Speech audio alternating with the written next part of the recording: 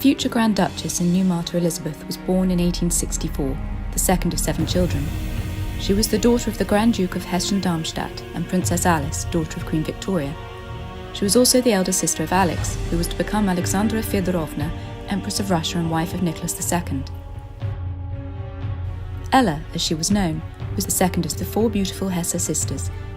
She had been brought up by her mother, Princess Alice, to serve others, and had accompanied her mother on numerous visits to hospitals, orphanages and veterans' homes, and had not been shielded from death or tragedy.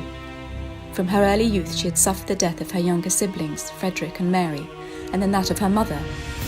Thinking not of herself, she tried to console those around her, including her grandmother, Queen Victoria, and made every effort to live up to the pious and selfless example of her namesake, St. Elizabeth of Thuringen in Hungary, after whom she had been named. Ella first met her husband Serge in her early youth and became fond of him during his lengthy visits to Jugendheim with his mother. Serge, the Grand Duke Sergei, was the 5th son of Alexander II and uncle of the future Nicholas II. He was highly cultured, with artistic tendencies, reserved and deeply religious, always looking to help those in need. The latter traits would most certainly have appealed to Ella, who was herself deeply religious and driven by concern for the welfare of others. Ella was 19 when she and Serge married and she went to Russia. Eventually, after much study, thought and prayer, she decided to become an Orthodox Christian, and she was received into the Orthodox Church in 1891. This conversion formally marked what had been a journey of faith, as the Grand Duchess embraced Russia, her culture and her peoples, and loved them as she loved her husband.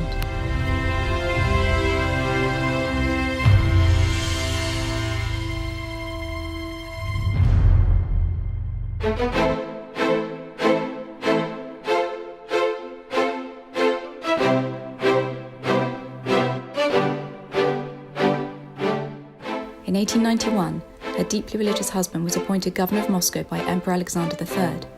However, tragedy occurred, and on the 4th of February 1905, while she was leaving her home to do charitable work, Elizabeth heard a terrible explosion. Hurrying towards where the explosion had come from, she saw a soldier stretching his greatcoat over some of the remains of her husband. He had just been killed by a terrorist bomb, and his body had been blown apart by the blast.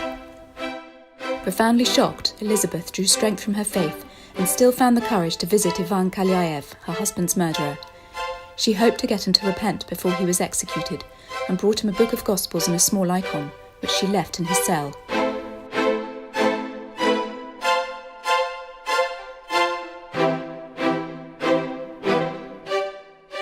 The shock of her husband's murder prompted a great change in Elizabeth. She withdrew from social life and adopted a vegetarian diet, being unable to eat flesh after what had happened to Serge. She resolved to devote her life to the Orthodox Church and bought a house and a large piece of land in Moscow. The community she established was, from 1909, known as the Convent of Mercy of St. Martha and St. Mary.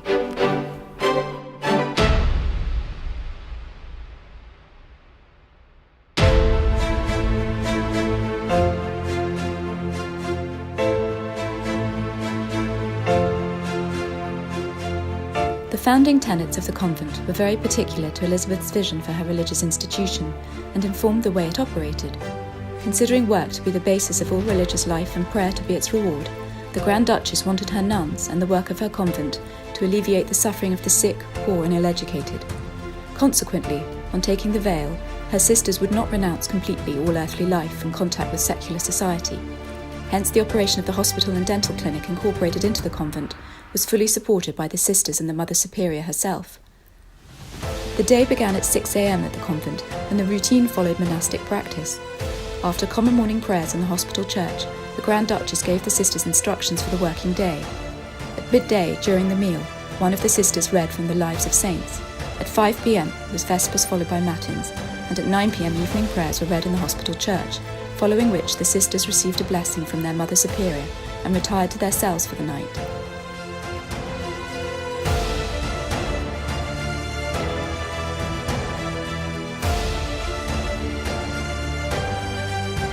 As Mother Superior, Elizabeth led an ascetic life.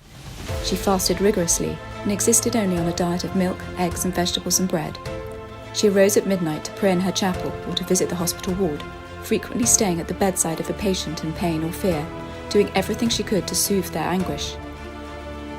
Occupying only 3 rooms in the convent, a study, sitting room and bedroom, Elizabeth denied herself all that had been plentiful in her previous life as a Grand Duchess. Her quarters were painted white and adorned only with icons, while her furniture was sparse and simple. Elizabeth achieved a superhuman amount of work, seamlessly threading it into her day. She undertook the hardest tasks herself, never asking her sisters for help or expecting them to shoulder her workload in any way. Every day she had to examine countless petitions and letters from all corners of the country, and she received many visitors from all backgrounds, to each of whom she gave her time and assiduous attention. In the hospital she assumed the most taxing and skilled roles, assisting at operations and surgical dressings, as well as nursing, but also devoting precious hours to sitting at the bedside of those in need of spiritual succour.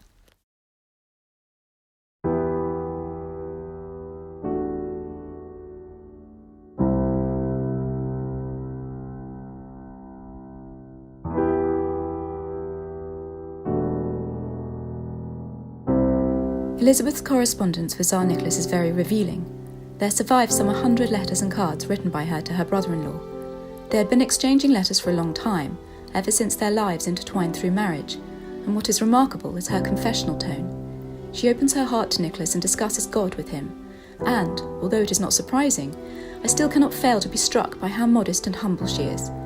In one letter from April 1909, she writes Nicholas, "I can be disappointed in myself, but then I also have no illusion and don't imagine I am different to others. I want to work for God and in God for suffering mankind." Her tone is often self-admonitory, as she admits what she sees as her flaws and failings, but in this she also reveals the essence of herself, showing that she is someone who is ever striving to better herself before God. What also becomes clear from Elizabeth's letters to Nicholas is how much she values him as a correspondent. She wants to reveal her motivations to him, but also I think she finds she can explore herself through opening up to him, so that her letters become both explanatory and exploratory in tone. For example, in another letter from April 1909, she writes, "I took up the life I am now leading, not as a cross, but as a road full of light God showed me after Serge's death, and which years and years before had begun in my soul. I can't tell you when. It seems to me often that already as a child there was a longing to help those that suffer." She also looks to Nicholas for approval, and this is evident in a letter she wrote him in 1910 before she was made abbess of her convent. She says, "Pray for me, dearie. I am going deeper into our Orthodox Church and becoming a missionary of Christian faith and charity work, and, oh dear, I am so unworthy of it all, and I do so want blessings and prayers."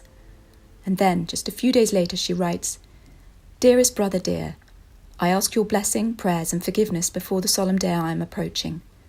Please, please be convinced that however awkward or sinful my poor earthly life may go, I am a true subject of yours. The will is always full of good intentions and religious wishes, even if on the way I stumble and make endless mistakes."